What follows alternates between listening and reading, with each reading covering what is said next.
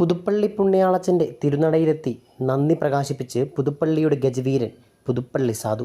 ഉദരസംബന്ധമായ രോഗത്തെ തുടർന്ന് ചികിത്സയിലായിരുന്ന ഗജവീരൻ നീണ്ട 27 ദിവസത്തിന് ശേഷമാണ് പുറത്തിറങ്ങുന്നത്. രോഗം ഭേദമായാൽ പുതുപ്പള്ളി പള്ളിയിലെത്തി നന്ദി പ്രകാശിപ്പിക്കാമെന്ന് ആനയുടെ ഉടമ നേർച്ച നേർന്നിരുന്നു. ഇതിൻ്റെ ഭാഗമായാണ് കഴിഞ്ഞ ദിവസം പുതുപ്പള്ളി പള്ളിയിലെത്തി നന്ദി പ്രകാശിപ്പിച്ചത്. പള്ളിയുടെ പടിഞ്ഞാറ് വശത്തെ കൽക്കുരിശിൽ നമസ്കരിച്ച പുതുപ്പള്ളി സാധു കൽക്കുരിശിന് ചുറ്റും 3 വട്ടം വലം വെച്ചു. തുടർന്ന് വീണ്ടും നമസ്കരിച്ച ശേഷമാണ് മടങ്ങിയത്.